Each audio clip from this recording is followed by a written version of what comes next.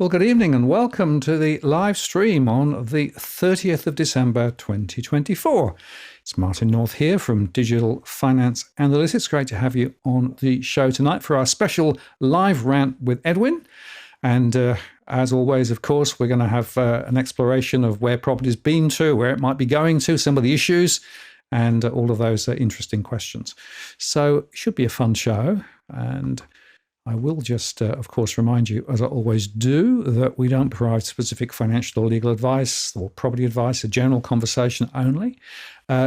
Please feel free to throw your comments and questions in the chat as we go. Always interested in what's going on. Don't necessarily follow all of them. But if you want to get a question to Edwin or myself, if you use that Walk the World, that'll get the question in my queue, and then a good chance to see it. And I've also enabled Super Chat, which means you can get your question to the top of the list, or indeed make a contribution to what we do around here. Always greatly appreciated. We don't do this for profit. We do this because we think there's a really important conversation to be had.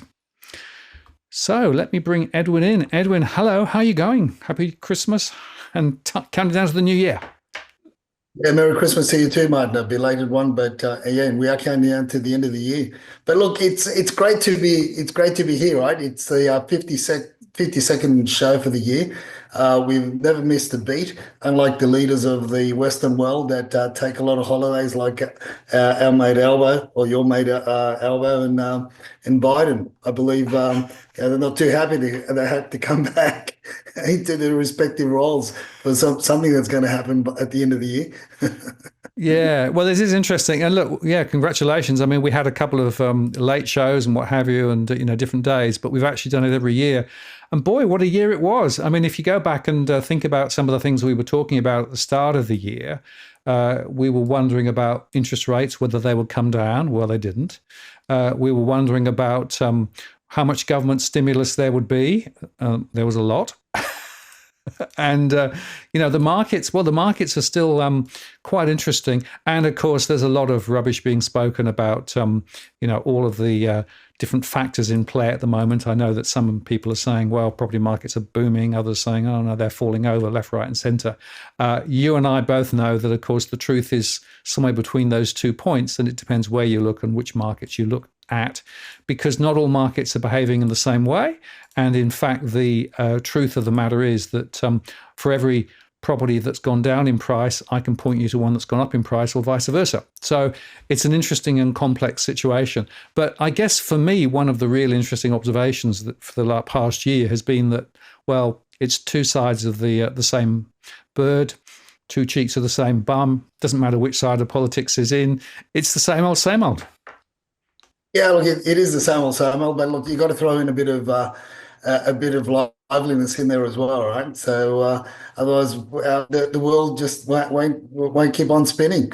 I mean, like, look. I'm one of my predictions for 2025. I've been thinking about it, and it's going to be that we could become. Trump could ask whoever leads us in 2025 could ask them to become the governor of Australia, and we could become the 53rd state. 51st state's going to be Canada.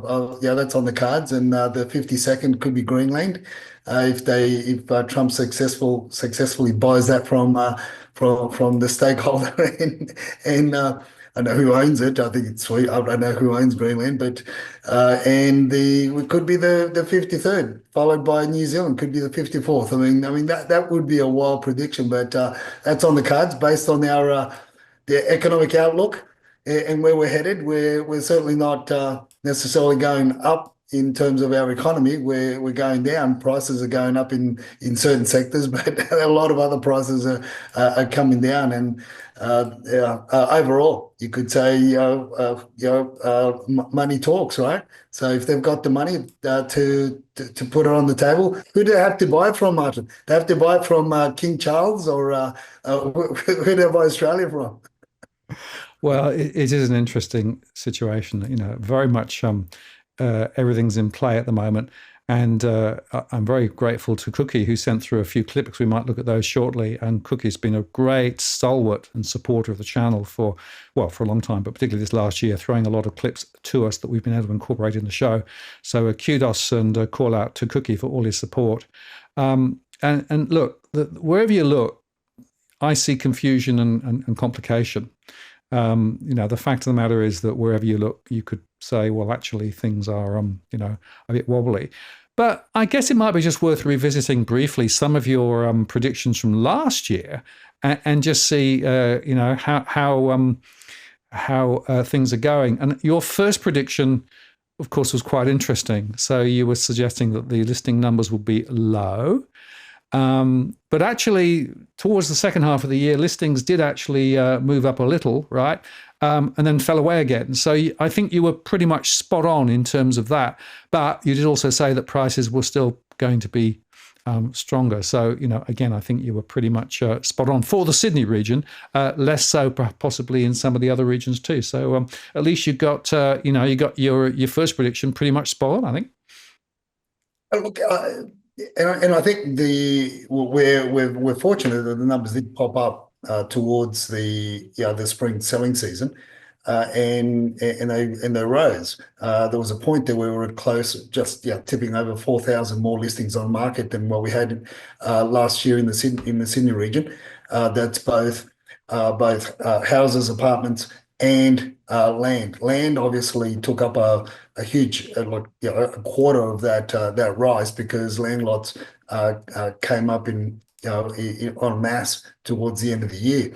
But yeah, look, there was a lot of chatter about the rise in listing numbers, but it was met with just as many keen buyers. And then you've got a sudden drop at the end of the year. We're experienced a sudden drop, so we're actually only about 2,000 or just a little bit above 2,000 more sales on market than what we were same time last year. But again, I emphasize that almost 50% of those extra listings on market that are still okay. It is the end of the year. It is the Christmas period. It is the end of year season. But you got to compare it. We're comparing it year on year. So, but most of those extra numbers are made up of housing lots, which at the end of the day, they seem to be piling up like they did over in Melbourne. But nobody wants to buy them because of the cost of construction. So look, some would say I was half right. Others would say I was on the money. But again, we go back to, like you said, Martin, the prices, the price points for properties across many city markets shot up. They didn't go down, regardless of the fact that in some areas, in some markets, they tripled, quadrupled in terms of numbers. But the demand met the supply. Yes, absolutely. And I think that was quite interesting that the discussion, of course, has been very strongly on the supply issues. And of course, we've had MIMS and, everybody saying, oh, we need to build more, despite the fact that our capacity to build is severely crimped. Why? Well, partly because, of course, we've got planning all over the place. And, it's interesting that there's been quite a lot of discussion now about planning rules and regs. And, Cookie actually was able to just supply this one, time to cut the act. A clunky old law is killing our housing dreams, says the industry. A chorus of states' most prominent developers and architects have called for a once-in-a-generation overhaul to the state's Planning Act to fix the housing crisis.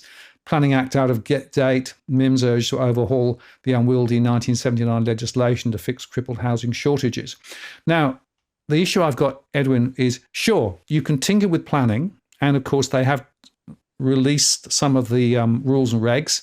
They've made it easier to build. But if you don't have people who can build, if the industry doesn't have the capacity to do it, and if in fact the industry is being crowded out because of all the public investment programs, which are often construction related, it means that whatever you do to the planning regs, you're not necessarily going to change the game particularly. And so for me, this is a bit of a fallacy in terms of, what is actually going on. And it's interesting that, of course, the other factor here is the falling over of the construction sector. This continues. Here's another one that was reported the other day with Benson's property group collapsing, developing 1,337 homes. So that's yet another example of the problem with construction. And in fact, at the start of last year, you actually that was one of your calls, right? I think it was your second prediction that the building and construction sector would actually,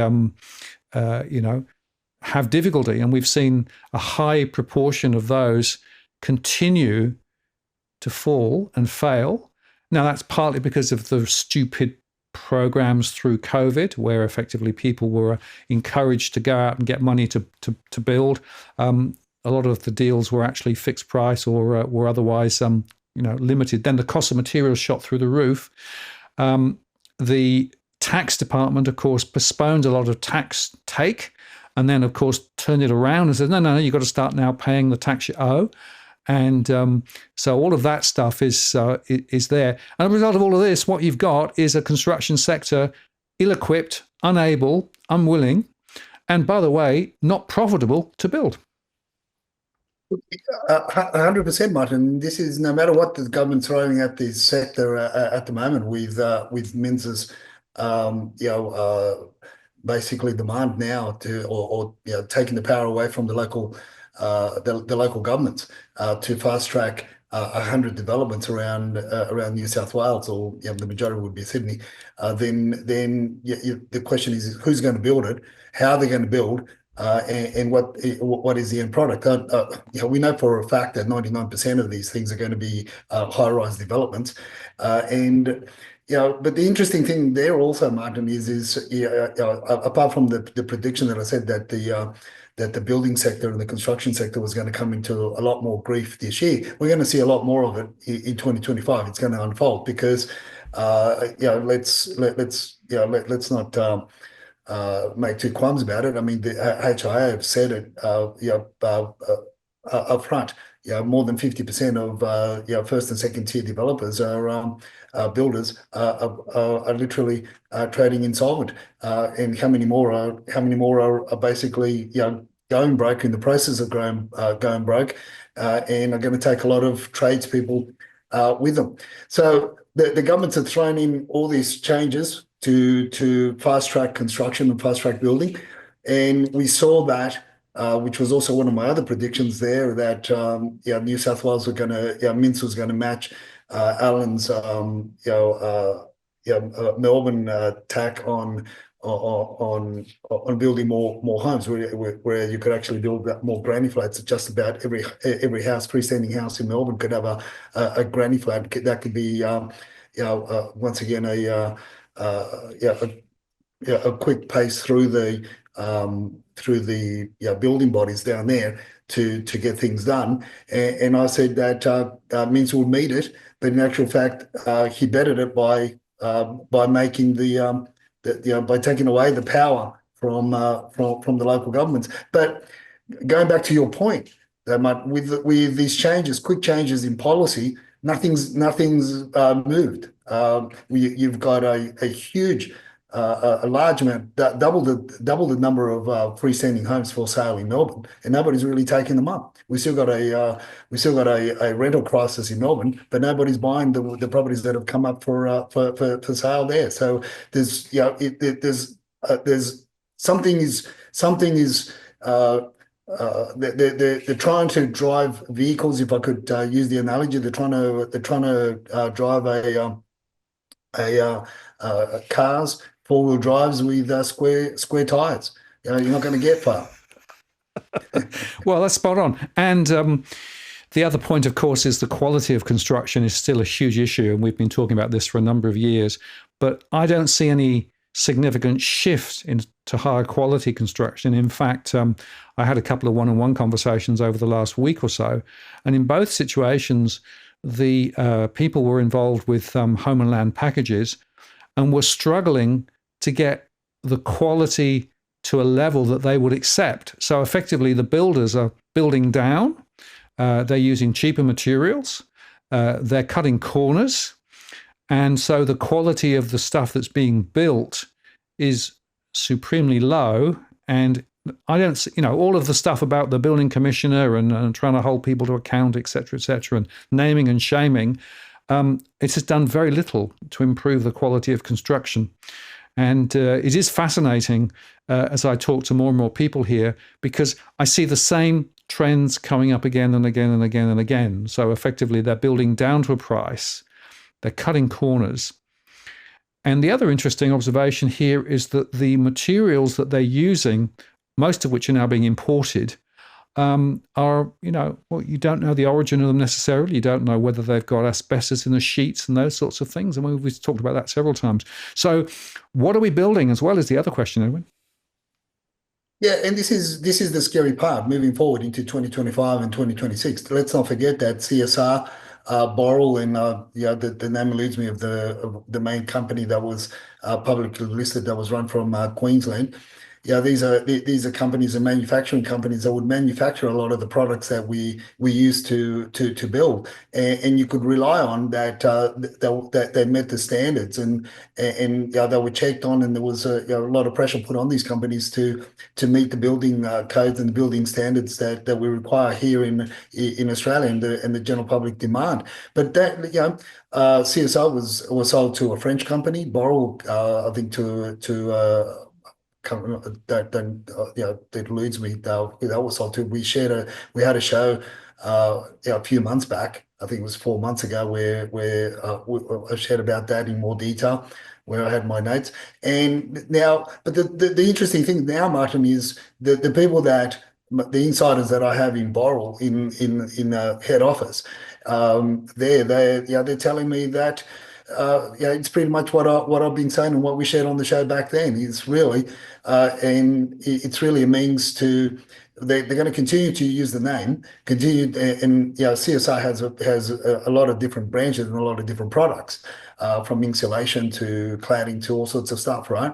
And they're going to be, except that those products aren't going to be manufactured here in Australia anymore. They're going to be manufactured from overseas countries because it's cheaper. Now that it's a private company, they don't give two rats. But unfortunately, it's going to take anywhere between 5 to 10, maybe even 15 years for the general public to wake up and realize, and the authorities to wake up and realize that, hey, hold on a minute, the label says CSR, the label says Boral, the label says this, that, or the other, but we thought they were still to the Australian standards, but actually not, because they're going to be bought in container loads from overseas. But then again, does the government really care? That was the question that we posed back there. Is the government really going to really worry about it when in actual fact they need products, they need materials to be priced down in order for builders and developers to have a greater appetite to build and develop.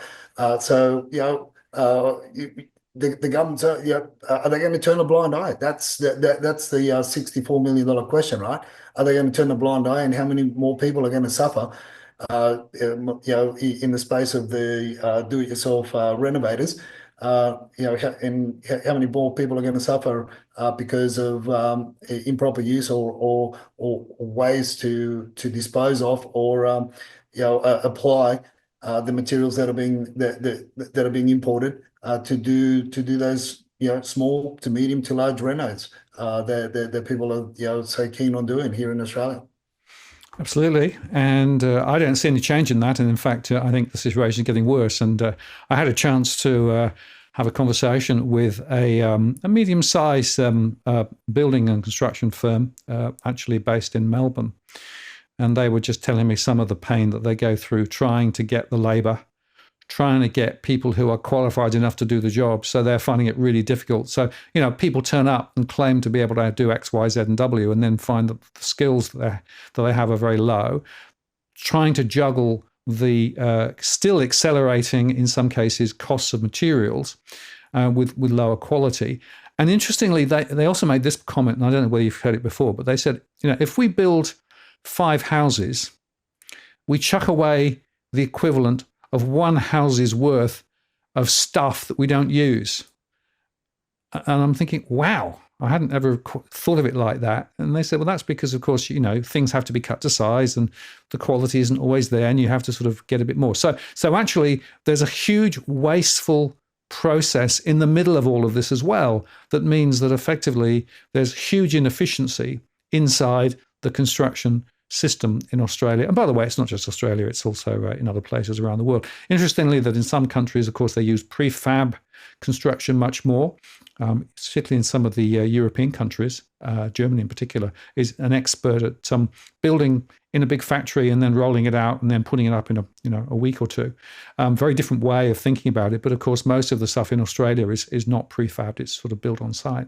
But the whole concept of the amount of waste and the materials that are chucked away through the process was something that I hadn't really appreciated. Well, one in five, or a house in the equivalent of one house in every five is. I think it needs to re-employ subcontractors.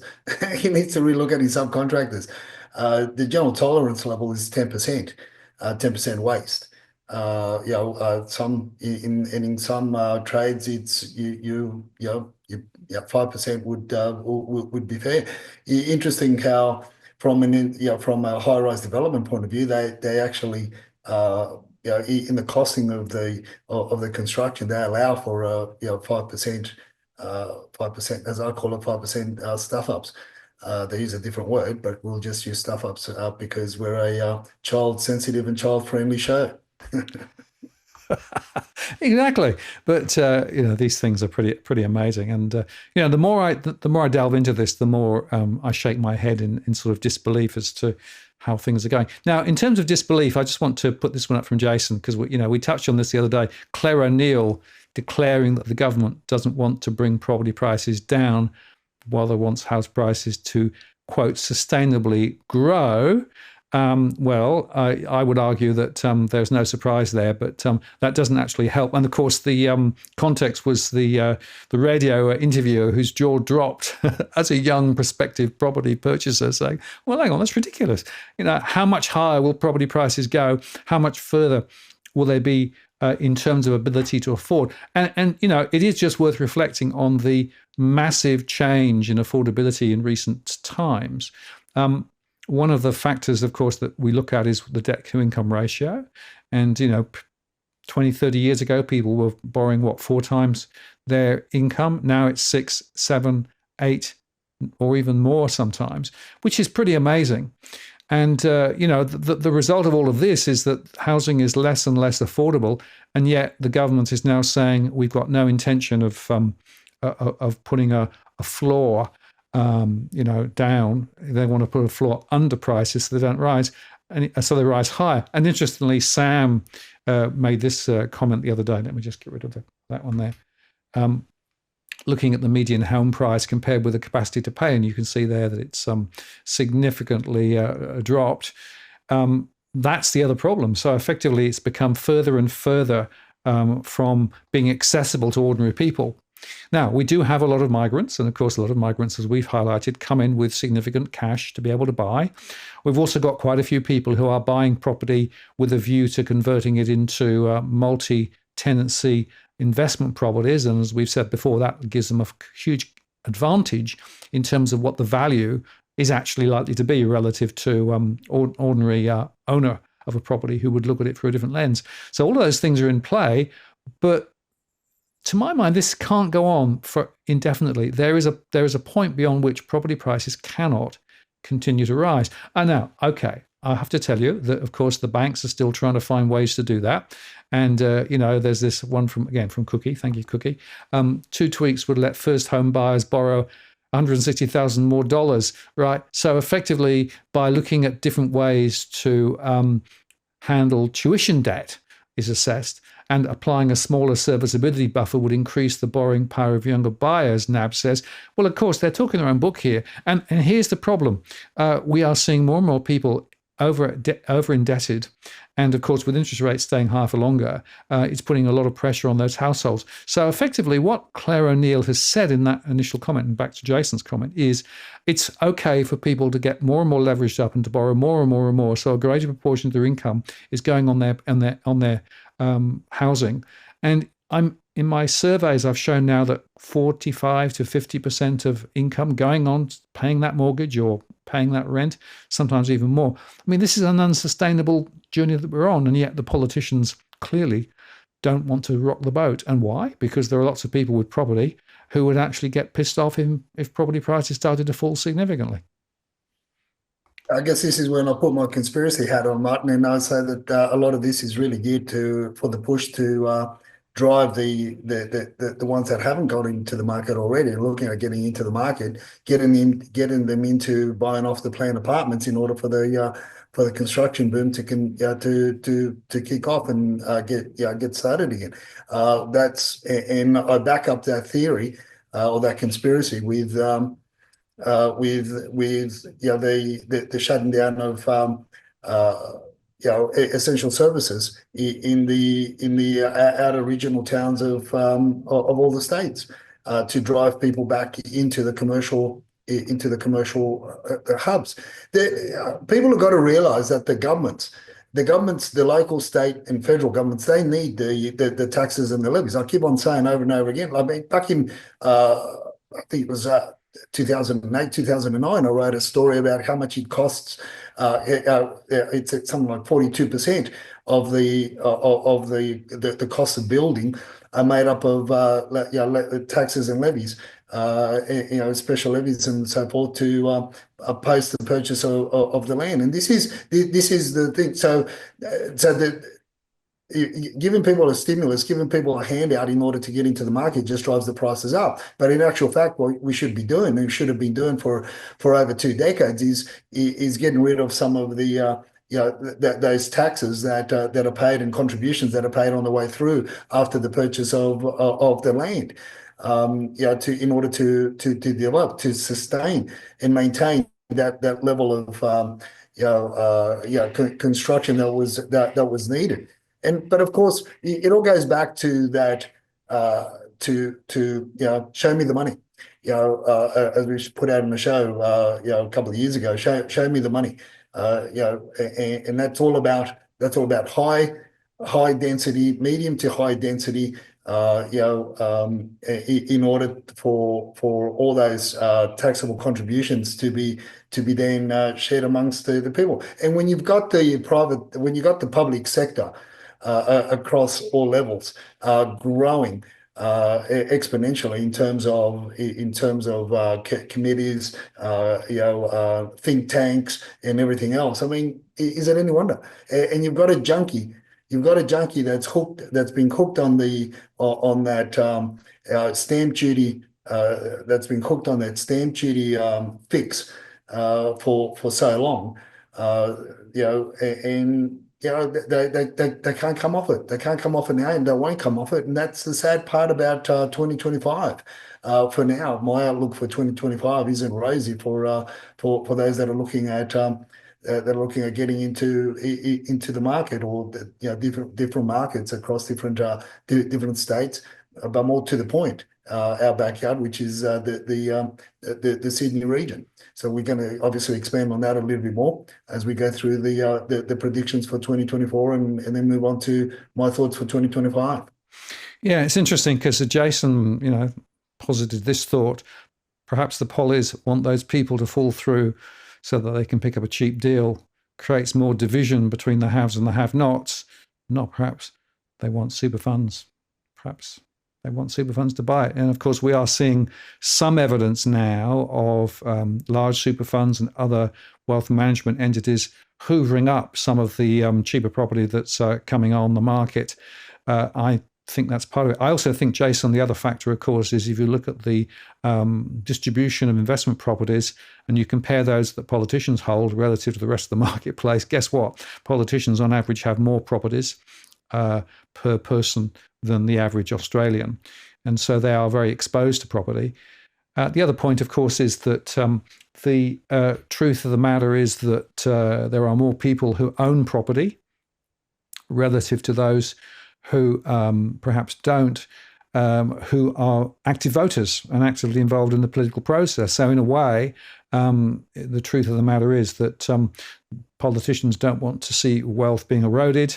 Politicians don't want to see investors losing money on property, or indeed owner occupiers losing money on property, because the paper wealth is there, and the paper wealth is meant to be a bit of a feel-good factor, although actually I have a suspicion that the feel-good factor is wearing thin for many people, because of course they're paying a lot at the moment. So all of those things are in play.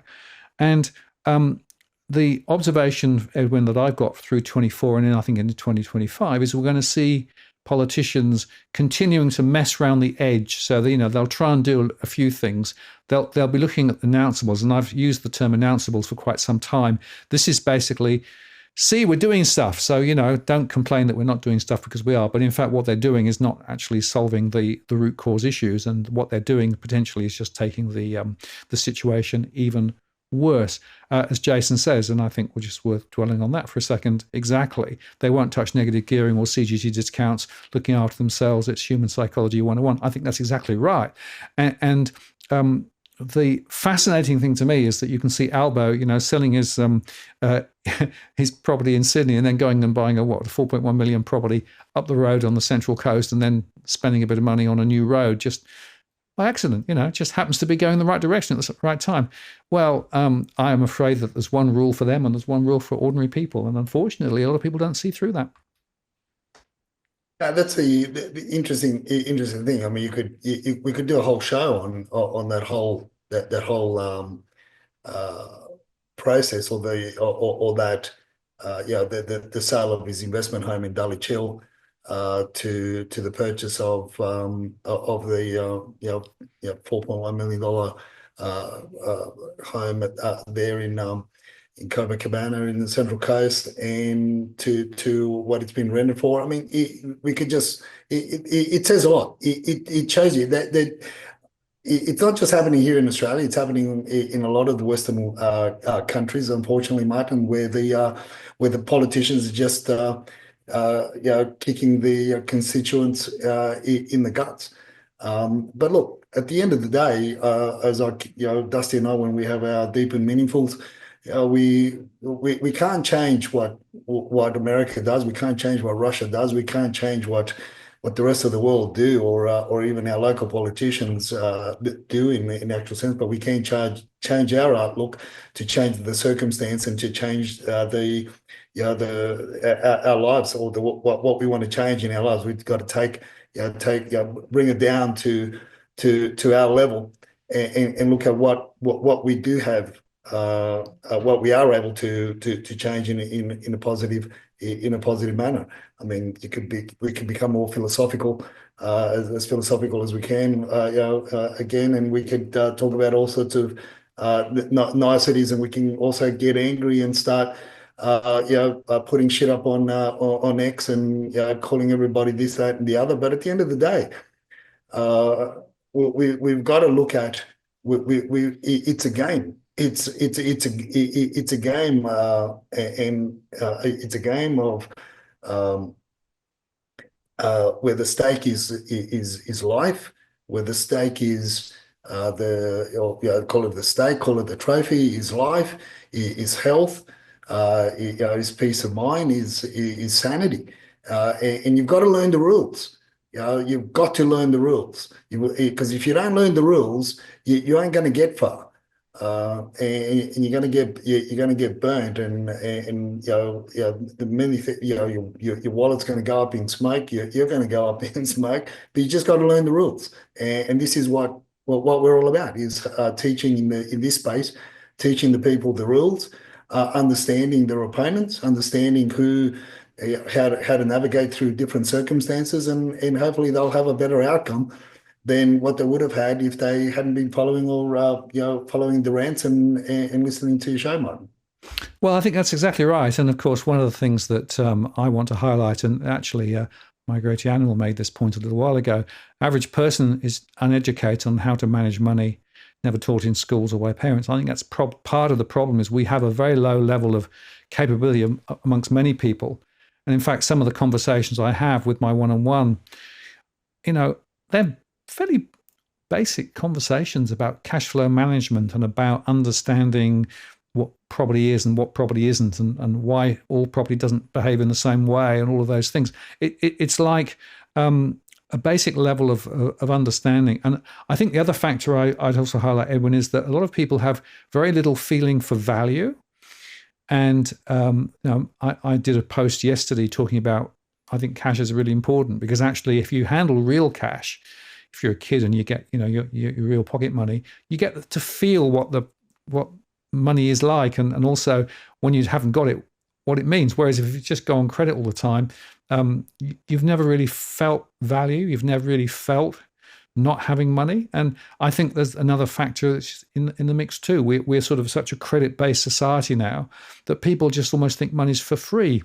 And, okay, you get charged interest, but you don't really see that. So for my mind, there's a really important educational question. And one of the reasons why we do these shows is to try and lift people's awareness, raise their understanding of some of the issues so they can make better decisions. I'm not anti-property.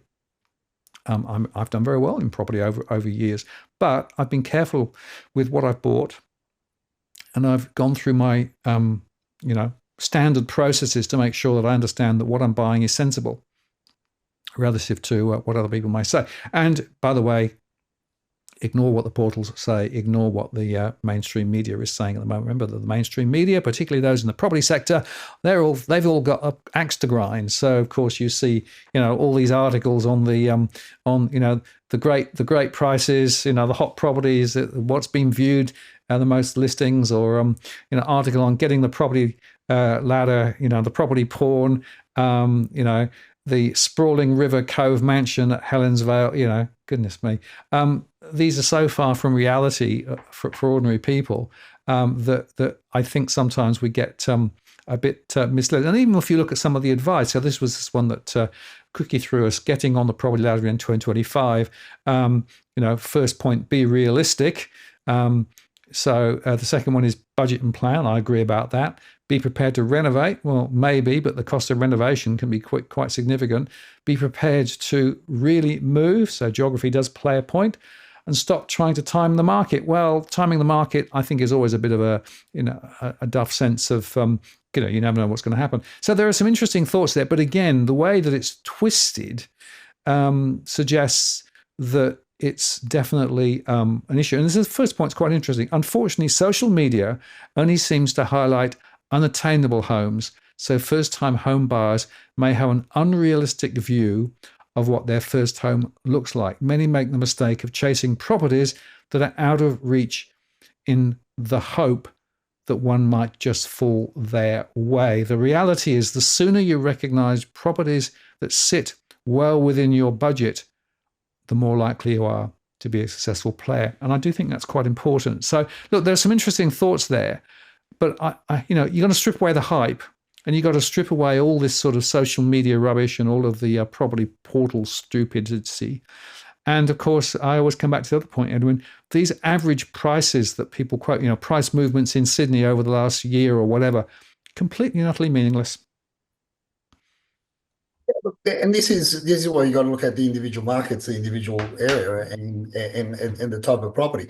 One of the other predictions that I had for 2024 was I said that if you really want to talk in general terms, okay, I'll give you general terms. I predicted that property prices across Sydney were going to go up 5 to 10%, and in some areas they will actually clock above 15%, and we saw that.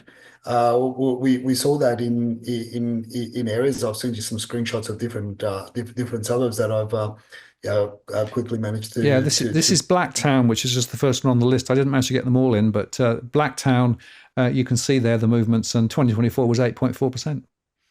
Yeah, 8.4%. I mean, the national average for home values, and that incorporates apartments and houses, was 5%. Was 5% growth. But I mean, and this is where people have got to, where the majority of people really got to picking and look at things granular. I mean, there's only so much time in the show. That was Blacktown. Then you've got Liverpool went up 7.4%. You got Beecroft went up 4.5%. DY in 2024 gone up 14.8%. Stanmore 6.8%. Maroubra 5.7%, and then you've got your suburbs in the Blacktown LGA where you've got 5.8% for Kings Langley, and Cabramatta 15.5% went up in 2024. Then you've got St Mary's 14%. Some say it's actually 16%. Then you've got Kings Park, which is right next door to Kings Langley in Blacktown, and that went up 14%. I know it's probably closer to 20% in reality. That went up. But I mean, these are the things because I say these things, and I guess I've got an inside running into these predictions because we see. We attend so many auctions, we attend so many open houses. We talk to a lot of agents that I've known over the 2.5, 3 decades in the industry, and I get all the information. I'm able to compile all this for our team and for our clients in order to help them make better decisions. So that's one thing. One of the things. The other thing that you brought out in your previous commentaries was that there's so many things that have been, and there'll be more in 2025. We're going to see more websites and more people trying to buy into the property sector, the property industry, by coming up with fandangled websites and predictive websites that do this, that do that, but they don't do anything other than give you lagging data. And the unfortunate thing, Martin, that many people fell into in 2024 was that they relied on one, at best 2 or 3 point indicators as to what was happening in the property arena, the property market that they wanted to go into. And you could see, and you could hear it. You could see it on the social media posts, mainly over X. How many people just got conned and got taken and carried away by websites that just provide lagging data and information that's on the surface that anybody can see. If you put it all together, you can see it, which really doesn't mean what's happening. What you want to know is you want to be closer to the ground, at grassroots level as possible. You want to be close to the event as possible in order to make decisions and see the changes. But not only that, it's not only about just looking into the market that you want to go into and understanding that intrinsically, inside and out, but you also want to know what geopolitical forces are going to influence the markets as well. So this is why I've been, a lot of those predictions were on anything and on many of those points as to what was happening globally, and how that were going to influence the market. I mean, look, whether people like it or not, I even said that there was going to be a famous individual was going to be assassinated and to influence the election in the US, and what effect would that have on our market? I talk about it, just about it. I skim news on it. I troll people on different things. I mean, just having a good time and posting things from time to time. But look, at the end of the day, if Xi Jinping sneezes, it affects our market. If Putin, goes for a swim, it affects our market. If Trump gets, the political figure in America gets shot at, it's going to affect the future outcomes of the people's perception of world events, which is, at the end of the day, it's going to affect our market. And the reason why it affects our market, the reason why I strongly believe it has such a big impact, whether these what would you call it? These personas overseas can have such a great influence, as I say. Jokingly, if one sneezes, if one farts, if one does this, one does that, it affects our market. It's because we're really a small market, and people have got to understand that, Martin. People have got to understand that when you look at the the main capital cities of Australia, although there are 20, let's say 21, 24,000 properties or 27,000 properties for sale in the Melbourne market at the moment, according to the Melbourne region, according to Domain.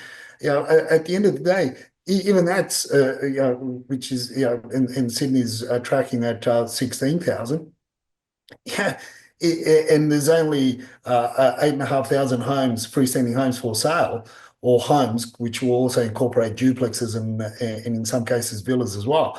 For sale in the Sydney market, and people are trying to tell me that this is a huge market. It's not. Not in relative terms when you compare it to the rest of the world, and when you compare it to the money that's out there in the rest of the world. And unfortunately, these websites that have been put up and put out that people are so influenced by and so conned by are just leading them astray and leading them to make, in my view, wrong decisions. And in essence, the timing's way off, or the information is way off. And look, like I said, it's because they pull on people's emotions rather than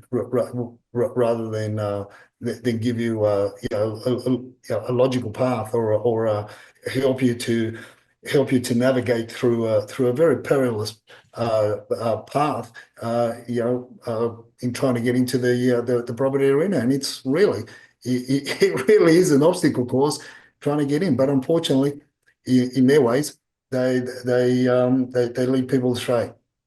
Well, I think that's right, Edwin. And it's interesting. Laura's just thrown this question in, which is quite good. So we might touch on it briefly because it's a really good illustration. So I have a question. How much should a young tradie be spending on a house loan? Also, how much should they have as a down payment? Now, that's an interesting question. Of course, the answer is always, it depends. But I can give you a few rules of thumb. Generally, people would suggest that if you're spending more than 30% of your gross income on servicing your mortgage debt, then potentially that's in the sort of the area of, could be difficult. And in fact, we're seeing some people now in the 35 to 45 or even 50%. So I would say the first guideline would be shoot for between 30 and maybe 35% from a serviceability perspective. Depends, of course, also on whether your interest rate is going to change. Bearing in mind, of course, that if you go fixed rate, then you don't know what's going to happen when the rate changes later. But that's the sort of the first rule of thumb. The second one, in terms of how much as a down payment, well, one of the issues that people, of course, come across is the lender's mortgage insurance problem. So if you have a smaller deposit, the bank will insist that you actually go and buy lender's mortgage insurance, which was quite a large chunk of cash, and it protects the bank, not the individual.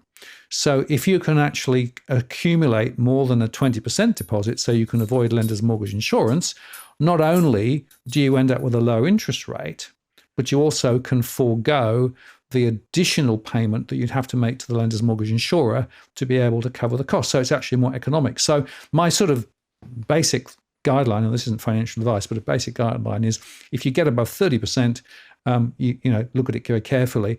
And if you are below 20% deposit, again, look at it very carefully. Now, there are people who are paying 50% of their income on their mortgage with a 3% deposit. Do they feel comfortable? Can they sleep well at night? I would suggest probably not, but some will.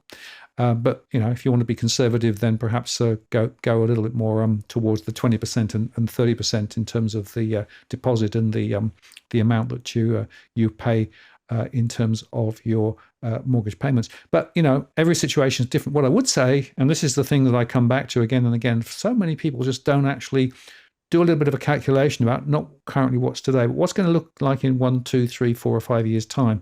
Remember that incomes have tended not to grow that fast. Costs of living have continued to rise quite quickly. Costs of the rates, for example, the costs of repairs have to be factored in as well. So one of the things to also perhaps think about if you're thinking of buying a property is calculating what you need to do in terms of running costs and make sure that that works too. Again, when I have my one-on-one conversations, it's actually the running costs rather than the purchase costs, which are often the trap. What do you think, Edwin? Well, Look, that's all sound advice, right? And it comes back to comes back to the individual. I mean, I'm not going to say that you're right, and I'm not going to say you're wrong. It all, very much sound advice in general terms.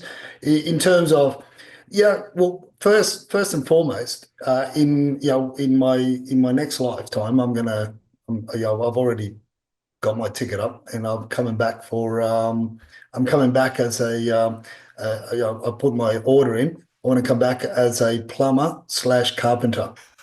Right? I think that's the job. That's the shit. That really is the shit. Yeah, like some would say, electricians, yeah, tell me, oh no, mate, electrical's the best. It's all clean. Yeah, mate, it's all clean, but that shit's deadly. That is deadly. And you can't see electricity, but you can certainly you know when it grabs you, right? So that's first and foremost. I've been working with some young apprentices over the last 6 months, giving them advice in terms of that specific topic. What has come, yeah, and and I'll give not knowing what type of trading, the question was all about, but I'll be working with some young plumbers and electricians giving them advice and working through them, and also you could say an engineer. So then, well, he's a bit more than a tradie. Now, they've all got different lifestyles, right? So you've got the one of the young electricians just helped him successfully buy a property, and he managed to squirrel away a 20% deposit, but he was prepared to go out and buy a house because he's got a couple of dogs. He loves his dogs, and he wanted a house with a big yard. Well, it's considered to be big when you're talking 650 square meters nowadays. So he had to, he went out Richmond way, and he's prepared to travel in order to get to work. That's his choice. That's what he wanted. That's what but he managed to save up. He managed to save up 20% in order to get in. But he had to make a decision to move further out from the Blacktown LGA in order to be able to afford and have what he wanted. Right. The other young guy is a plumber. He's still saving up for his property. This young guy, he's got a full-time job with a plumbing company. He's a fully licensed plumber. He's got a full-time job with a plumbing company. He knocks off at 3 o'clock, between 3 and 3:30, but he starts at 6:30 in the morning. He's at his boss's place picking up the work truck. Knocks off at 3:30, and then what he does, Martin, then he does his own jobs, which his boss knows. He's got his own, buys his own materials and everything, and it's all kosher with his boss. And he'll sometimes get home at 9 o'clock, 10 o'clock. The other day we were on the site because one of our clients got in a real bad jam. I was actually helping them out on site till 11 o'clock at night. And he traveled home just as far as I had to travel as well. But this was a special client that we wanted to, get them back in full use of the facilities. That's his story, and he works weekends. So he's aiming for, as you said, he's aiming for that 30% deposit because he wants a bit of a fancier home, and he wants it a little bit closer to the lifestyle that he leads. And he's got a partner, and I think they've also got a kid as well. There's a kid in the way. Now, then there's another tradie who's also a plumber. He's I sometimes wonder whether he's more of a plumber or whether he's more of a bodybuilder, because he spends more time grooming himself and going to the gym than he does. But I mean, he starts at 7, he's already running his own business. Kudos to him. He's already running his own business, but you ask him to be at a job at 7:30, 8 o'clock. He might turn up at 8:30. He had to have his protein shake after he worked out and all that sort of stuff, whatever he did, and then he'll knock off early because he has to go to the gym and work out. And weekends you don't see him because he's focusing on his body. So it all comes back to what type of trading, what's your motivation, where you want to be, and that goes right across the board. The engineer is my son.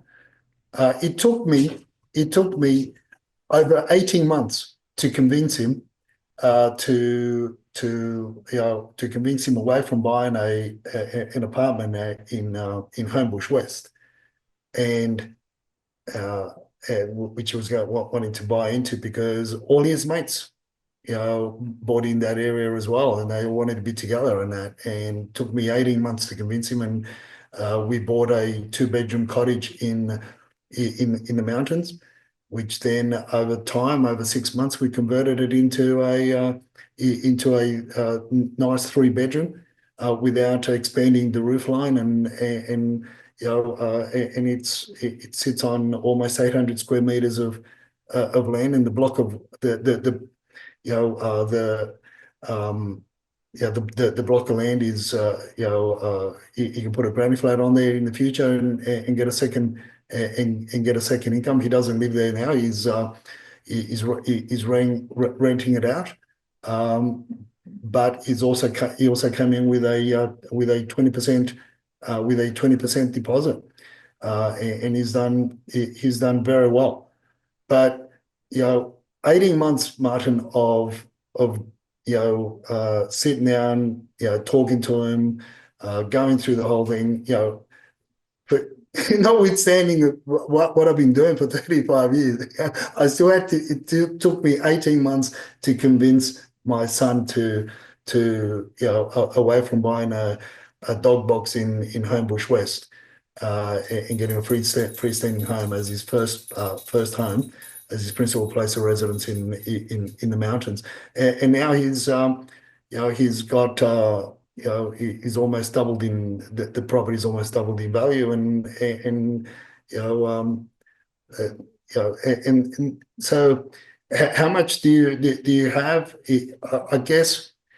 How much do you need to buy into, apart from the analogy that you gave earlier on, and the figures? I think a lot of it a big part of that equation is what sort of motivation do you have, and what is it that you wanted to attain? One of the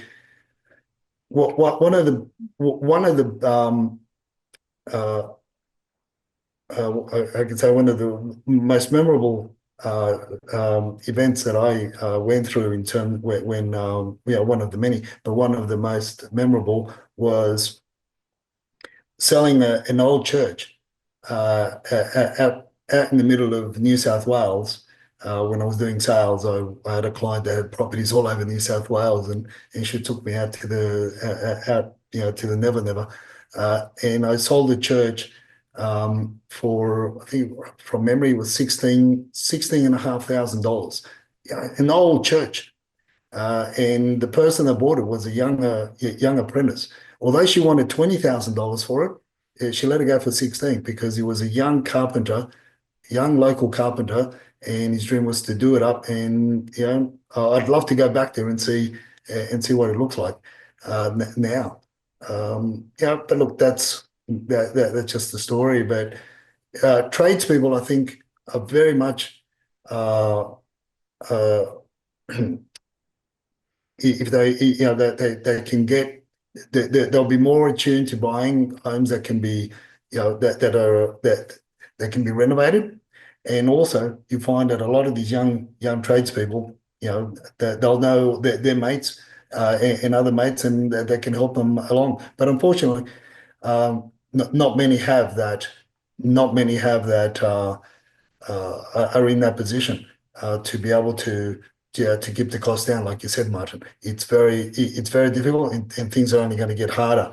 If you're not careful, and if you're not you're just going to go out there thinking that you're going to do it on your own, or thinking that you're going to be able to manage, or you're thinking you're going to be able to get tradespeople to do work for you at 3,500 a square meter on a renter, when it's now pushing close to the four 4,700.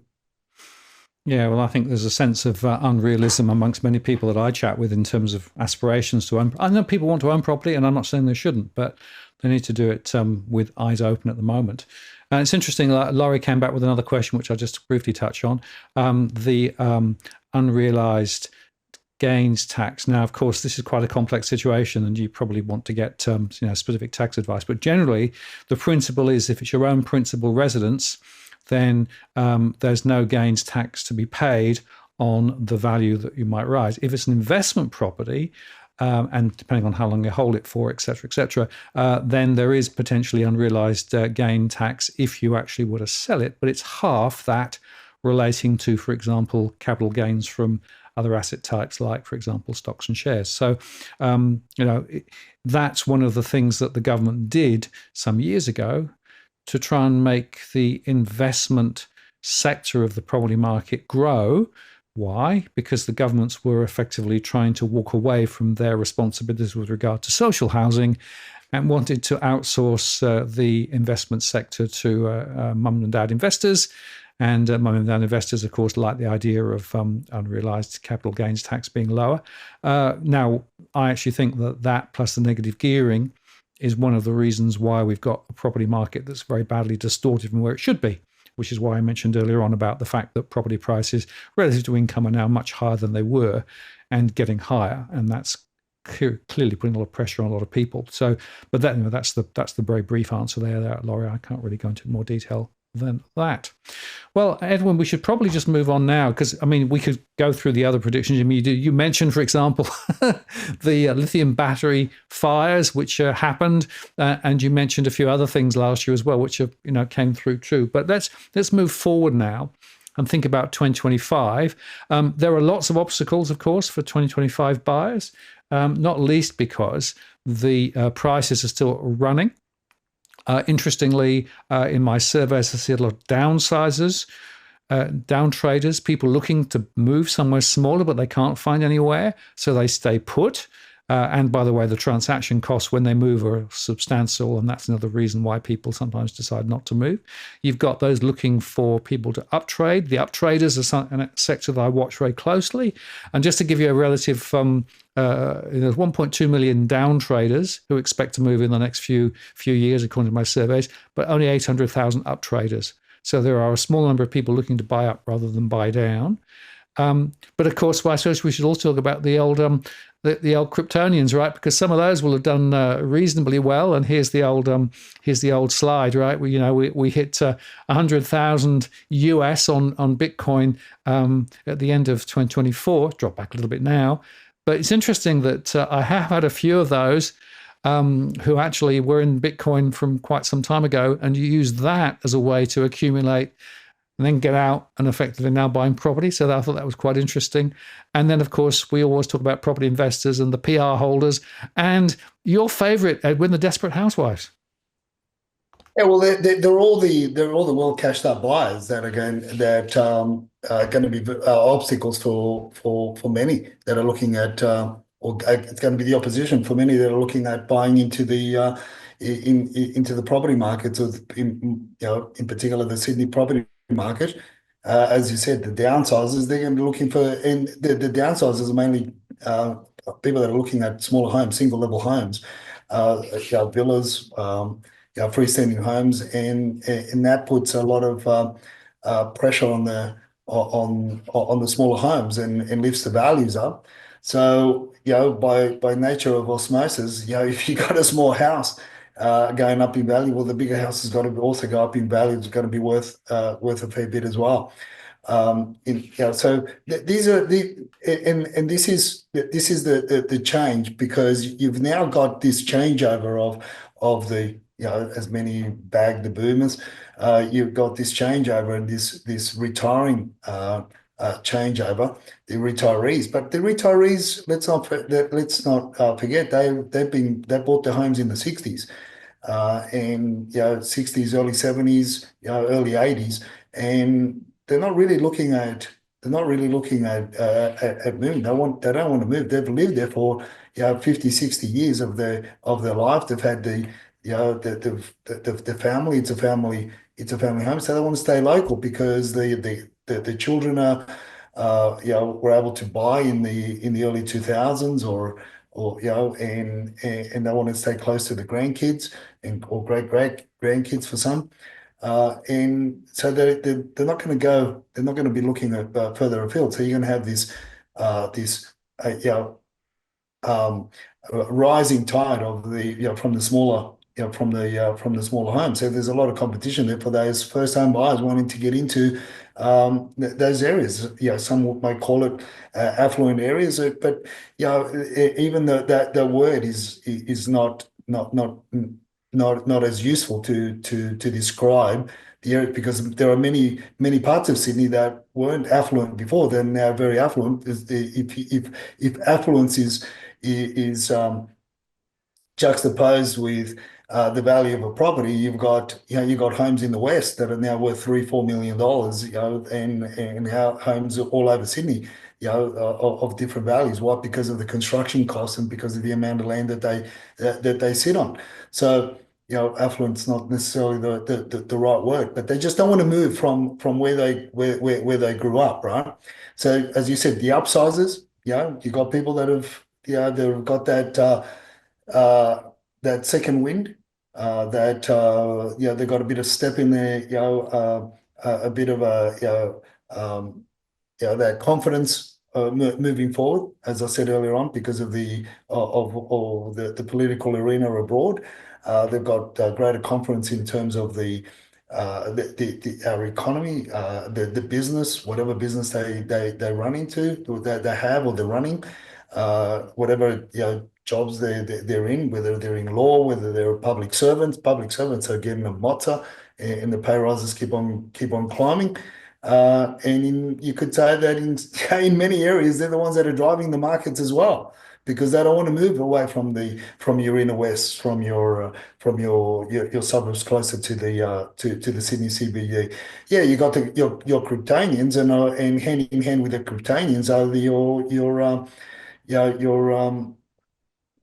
desperate housewives, because these are the young people, middle aged or whatever age they've been sitting on stocks and cryptocurrencies, and now they've made a lot of money because of again the geopolitical spectrum abroad, and now they want to diversify. They want to diversify, and they've made a lot of money. I liken it to perhaps even more than what happened in 2022. In the buzz of 2021, 2022 with the cryptocurrencies. And you got this, but now they're, I guess as I call them, the desperate housewives, their partners are saying, hey, enough is enough. We've waited a long time. And because of the immigration policies of the PR holders that are coming in, and because of the immigration policies, there's no real outlook, in my view, that many have in the real world, not in the social media world, but in the real world, the property prices are going to come down anytime soon. More to the point, freestanding homes, across most of the city markets. Um, you could say in some parts they've experienced 0.7%, 0.5 of a percent in some markets of Sydney. Things have definitely slowed down towards the end of the year because of the amount of listings on market in your high end markets. But overall, people are making that change. So these are the competitors uh, that are out there for those that are wanting to transact in 2025 and get into the property arena. I mean, notwithstanding your typical investors, which are your incorporates, your WeChat chatterers, and everybody else. that wants to buy into your silent tigers as well, the local silent tigers, that are cashed up and are going to be inheriting a lot more wealth, because those, as we've said before in previous shows, the developments that are now complete over in India. Guess what? There are a lot of silent tigers going over to India to cash out of those markets there, and they've got PR. The PR holders here, and that money's coming back here because their kids don't want to go and live back in India. They don't. Nice place to visit, but wouldn't want to stay there, is the old saying. Yeah, and I think the demand for property will be strong. The expectation, I guess, rates will come down at some point next year, although it may be later than many expect, depending on what happens with Trump and tariffs and all those sorts of things. I think the other factor we should also bear in mind, Edwin, is the old distressed seller scam, which is quite big at the minute. And I think we're going to see more of that in 2025 as well. In other words, properties being advertised as distressed seller or mortgagee in possession, et cetera, particularly distressed seller. Now, we should, I think, highlight that this is often more a marketing ploy than it is reality. Yeah, the questions that people need to ask themselves is, who is a distressed seller? Define the distress sale. I know what Louis Christopher defines it as being a distress sale, and what Domain defined as being the distress sale. But it's just words on an ad on Domain, or realestate.com. On the marketing paraphernalia. Um, you know, but what did the overall numbers really show? You talk about I can't remember her name from CoreLogic. She talks about this, to their data. Their data really didn't show a lot over 2024 in terms of real distress sales. But the question is why, what are the real distress sales, and why are they distressed? In conversations with people in the banking sector, the majority of the distress sales, were made up of people that, they basically, tacked on, SUVs, that worth $250,000 on the line of credit, and all of a sudden, Stuart needs a sports car for the weekend. He can't drive the company car on the weekend. He needs his sports car because he's going through a midlife crisis. Janet needs her own car as well to go to the ladies' meetings and so forth. Little Johnny and little Mary, they can't catch the bus to school anymore. They've got to drive cars as well because they can. Now they can pull down on equity. And these are the people these are the real people that are distressed. But at the end of the day, also, Martin, is obviously I don't have the figures, I don't have the numbers. The numbers that I did follow up on from different posts on different social media sites of properties that were advertised as distressed sales, and after doing a quick search through the portals that we subscribe to, through the Price Finder and CoreLogic and all that, and when you do a quick analysis of what those properties were bought for originally, what they were sold, they still made a fair bit of money, even though the sales were distressed. They may have been crying about it, that they didn't have much money left over at the end of the day. But it's not because the values of the properties dropped. It's because of the loans on top of the mortgage that they took out for all these extra toys that they bought along the way. And this is where people just lose it. They've got no control. Like you said, Martin, earlier on, a lot of people don't have those management skills. And we're not taught at school. We're not taught at school. Where what we learn at school is things that in the most part we'll never use ever again. But we're not taught life skills such as financial management. No, that's exactly right. As we said earlier on, and one of the reasons why this show exists is to try and help people get a better grip on their finances and make good decisions rather than bad decisions. Because the trouble is with a property decision, you take it at a point in time, but that decision then echoes down the generation, as it were, down the years. And if you do make a bad decision, it can be quite difficult to extract yourself from it without losing a lot of money. And just remind people that there are North Ryde high-rise properties that are now still lower in value than they were in 2017. So not all property prices go up in all areas. So it's very important to make good decisions. Now, I guess the other thing in terms of 2025, we would expect to see more agents buying the listings still. And, the big gap between setting an expectation in the mind of the vendor so that they get the listing and then trying to actually meet the market and going through that wrangling process, and often the vendor then getting disappointed later. We're going to see a lot of that, I think, Edwin, in 2025. Well, 100%. We're going to see a lot of that, and this is where a lot of the property commentators get it all wrong as well, because there's a big difference between asking price, selling price, and price drops. And this is where, as I said, some of these weird name websites that talk about price drops or talk about asking, all the BS about this and that, and trying to make, turn it into all you can sort of order to rely on to make your property decisions is, that they get it all wrong. Look, I've got two cases in mind. One is a really good friend of mine is a senior manager partner of an LJ Hooker office, and his sister, uh, uh, you know, uh, just sold her home, and she got other agents. She got other agents to give her a market appraisal, and they told her that her home was worth between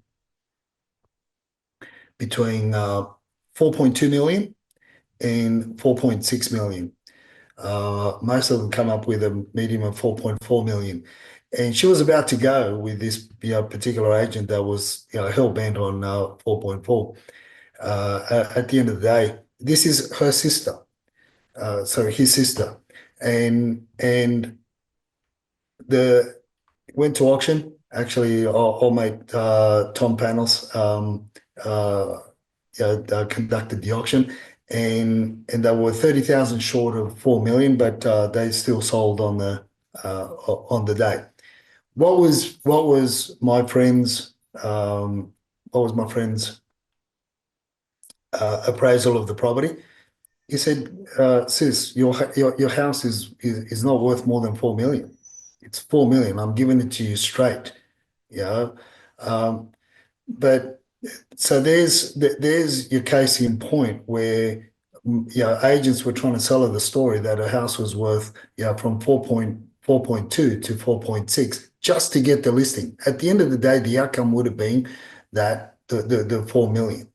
But um, it's a skill that's learned and it's perfected over years that agents use, and Tom himself teaches it.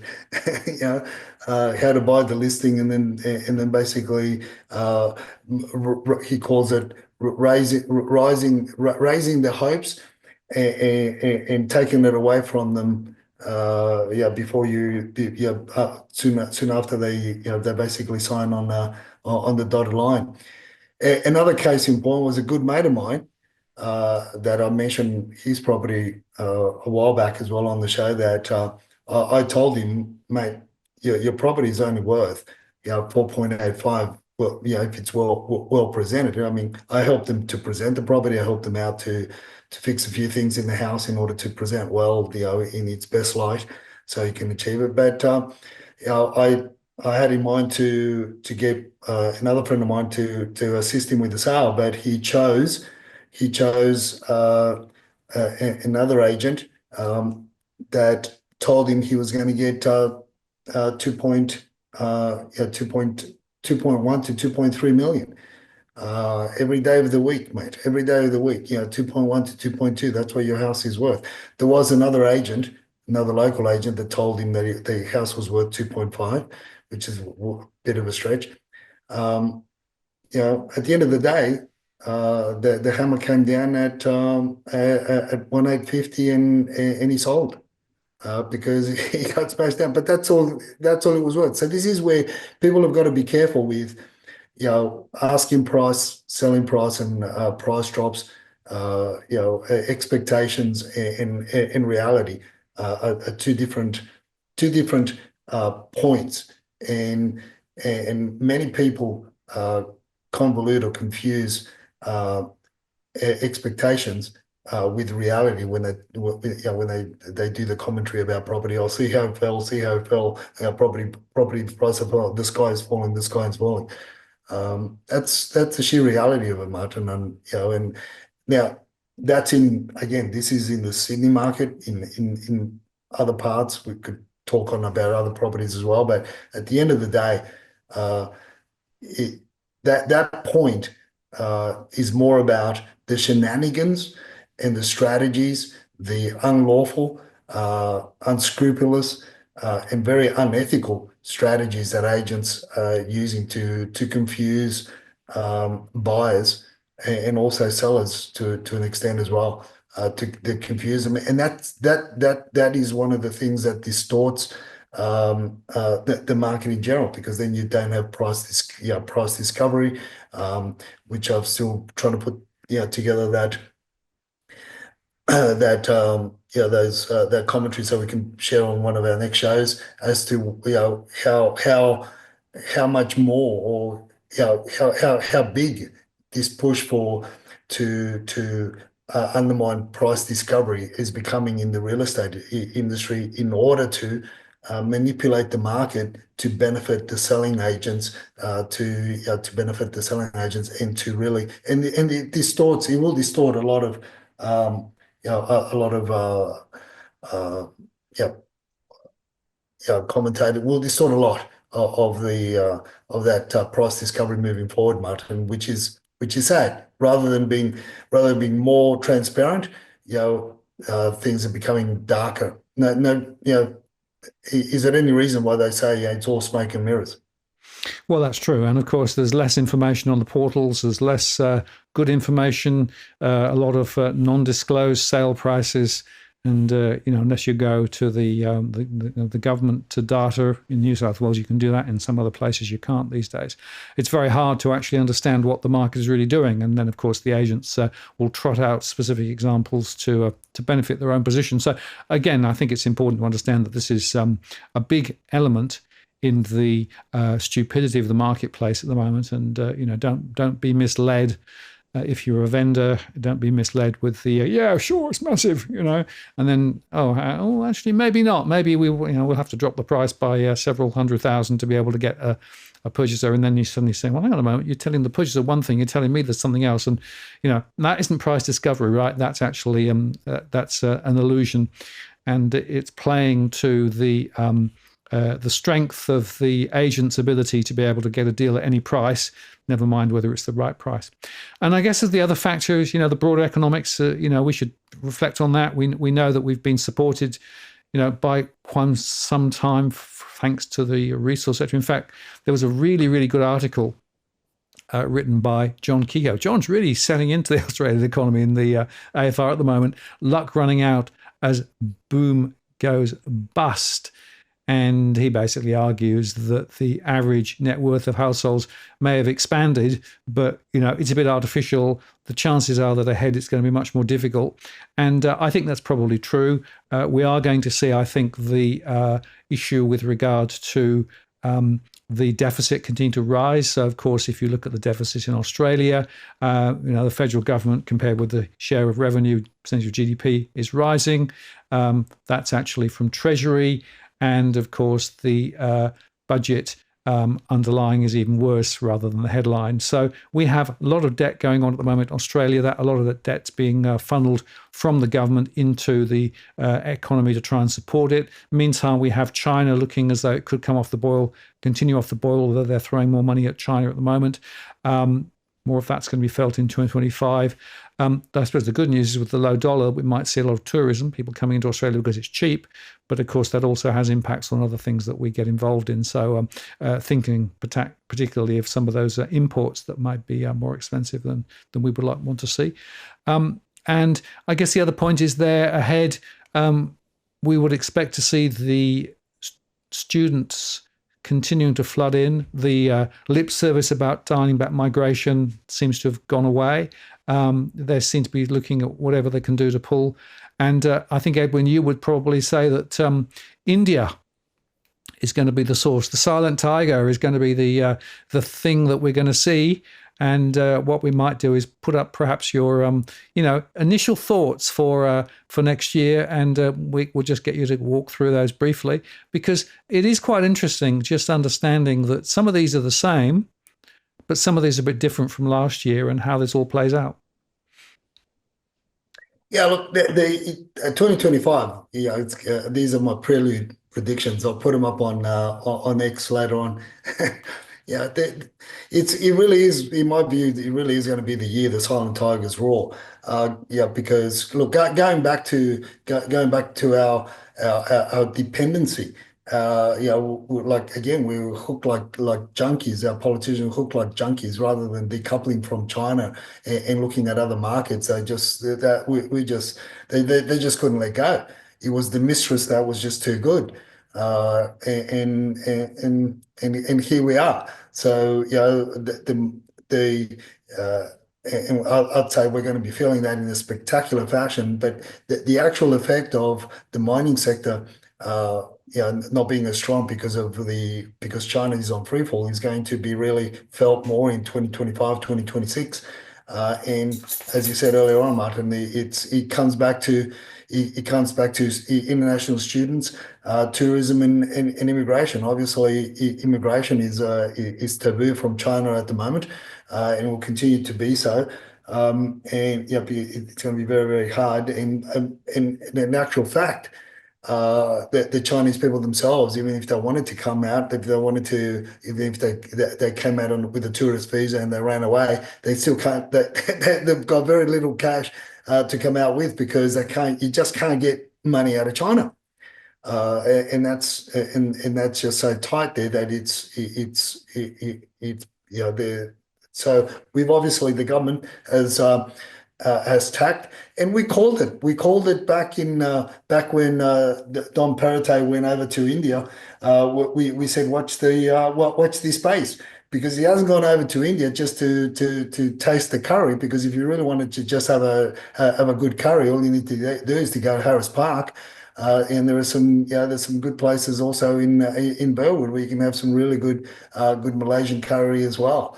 So yeah, it wasn't for that. It's for other reasons, just really and this is how it played out, to the point where at the beginning of 2024, I started talking about it, and I shared on the shows that, off the cuff, we were talking about what was happening, the transition that was happening with the economies, the economy there in the upper middle class, what was happening there in India.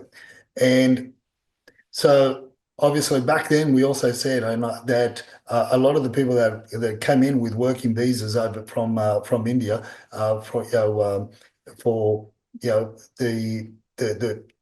the quickest pathway is still in the medical arena, and even that got so diluted. So you've got this influx of people coming in from India, have been coming in, and they've been somewhat renting.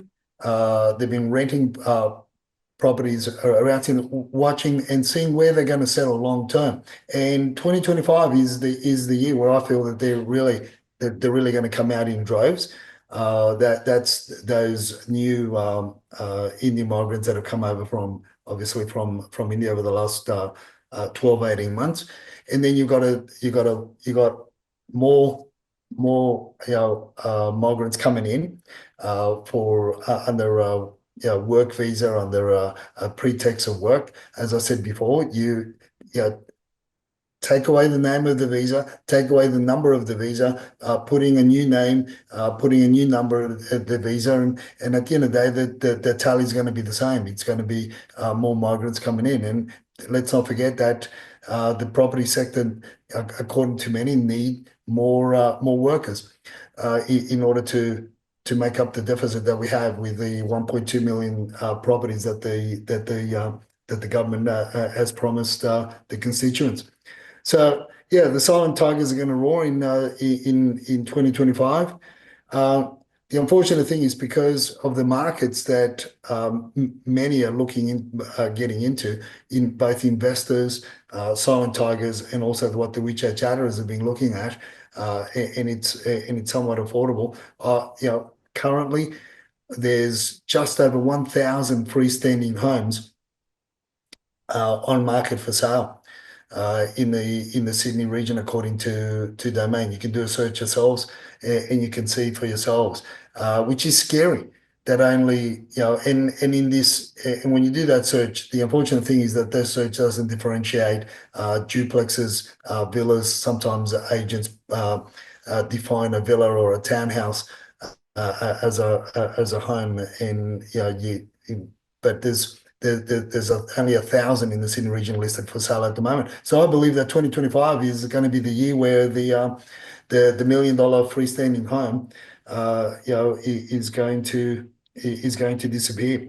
That's the unfortunate thing because of the demand. And people moving further out to the outskirts of Sydney, of the Sydney region, in order to be able to literally get into the market, because they don't want to buy into a dog box. Although I said that Alba wasn't going to be leading the Labor Party in 2024, I'm going to carry that forward to 2025. I don't believe that he will lead the Labor Party into the next election.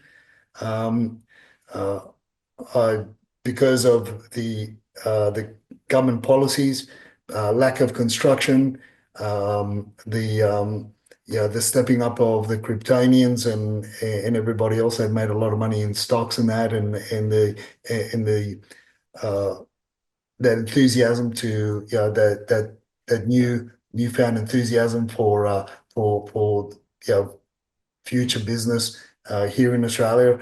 I think because it's a small market, I think that there's going to be a 5 to 7% rise across Sydney in 2025. And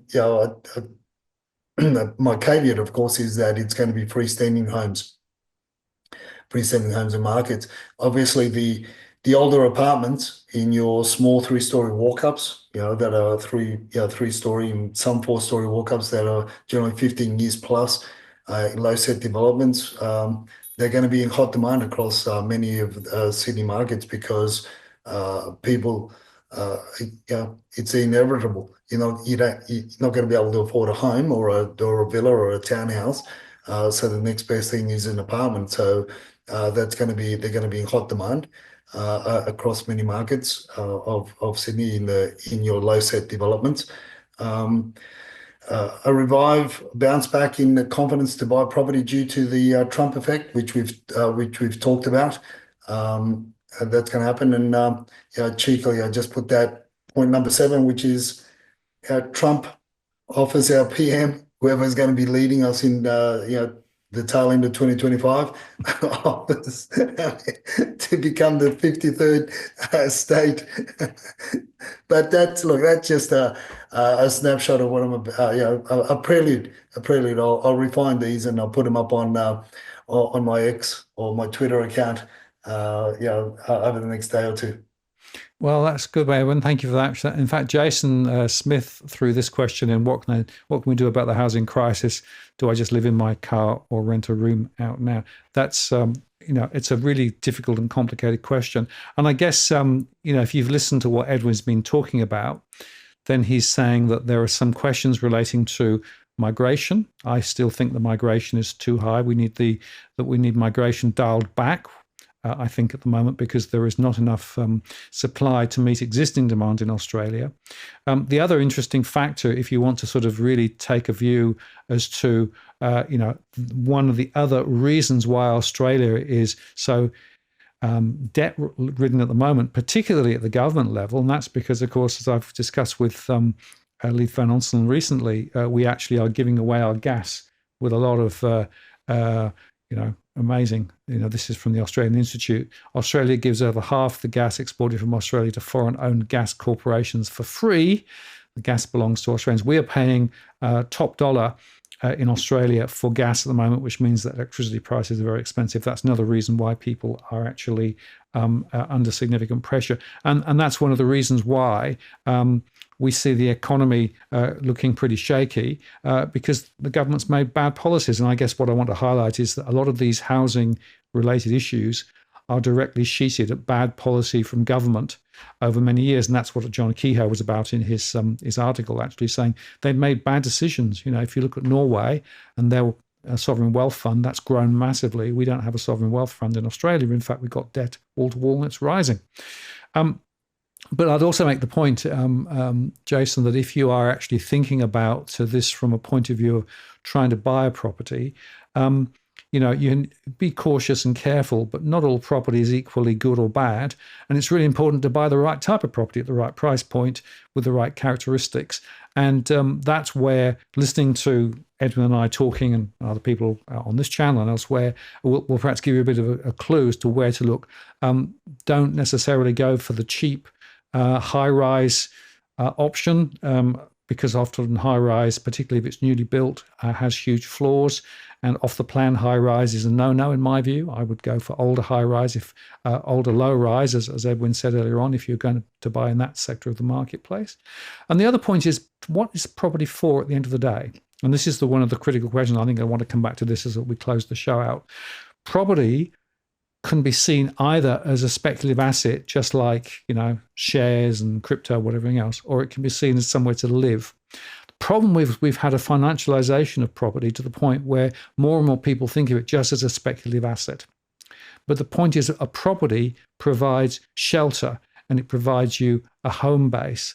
And to my mind, we need to swing the pendulum back towards seeing property more as somewhere to live. And that means that sometimes you might buy when the markets are looking wobbly rather than when they're expected to go up. And you might buy a property further out because you can buy it cheaper rather than one that's closer in, which might actually fit the finances better. And you might buy a property that actually needs a bit of work, but over time you can do that work. But on the other hand, if you are relying on traders to come and do the work for you, then you're probably underestimating the cost of renovations. So the point is that the whole string of things to think about. But the bottom line is this, that in the short term, there is not going to be a relief to the pressure on housing. The supply is not going to magically get fixed. Government policy won't do that. We discussed that earlier on. We expect to see interest rates coming down over the course of this year, but probably later in the year than some people are thinking at the moment. And interest rates probably won't go down to where they were before the last run-up. So the 0% interest rate or the 2% mortgage that's probably never going to be seen again. So we're always going to be seeing a mortgage rate of a 3 or a 4 or a 5, which is going to change the complexion of the game. But then on the other hand, we've still got a lot of demand and a lot of people from overseas looking at Australia and still thinking it's a good place to come and make home. So those are some of the factors to bear in mind. Final point to make is that not all markets are behaving the same way. So Perth is going in one direction at the moment, although it's easing back, compared with Hobart that has dropped and is, going along the bottom. Melbourne continued to fall, and in fact looks though it could fall further. Sydney, in some areas, easing back, particularly top end, but in other areas, still going higher. So again, you need to look granularly, you need to look locally, and get those local pieces of information together to be able to make good property decisions. Because the bottom line is this: you make a good property decision not looking macro top down, but looking granular bottom up, and you look at particular properties in particular areas and do your homework and know where fair value is, and then go from there. And, there are still pockets where property is still a good buy, even now, in my view. And that's something to bear in mind. So it's not universally gloomy, neither is it universally buoyant. You have to just sort of pick your battles and pick your case, Edwin. And I guess, Edwin, any thoughts that you want to make as we come to the end of the show with regards to buying property at the moment? Look, I think people have just got to be ruthless, Martin. 2025 for me is going to be the year to be ruthless. Be ruthless with in answering Jason as well. Synonymously is also be ruthless with your time. Be ruthless who you spend time with. What you do, because at the end of the day, you've got to look up. You've got to focus on yourself. And we spend too much. We spend not enough time on bettering ourselves. We spend more time on judging others and what they do or what they don't do, focusing on others rather than focusing on ourselves. So that's when I say be ruthless with your time is to so that you can make every minute count in 2025. Because that's going to be obviously determine how you're going to step in and step out of 2025. There was a time, there were a couple of times in more than a couple of times, as a matter of fact, where I slept in my car for not having a roof over my head slept in my car for 3-4 weeks. I mean, yes, I had my sisters, I had my family, I had my my father and my mother there, but whether I was too embarrassed or whether I was well, for whatever reason, I was down out, but so if Jason's going through that, if that's where he is, make the time. I had to grit my teeth, and I had to be creative.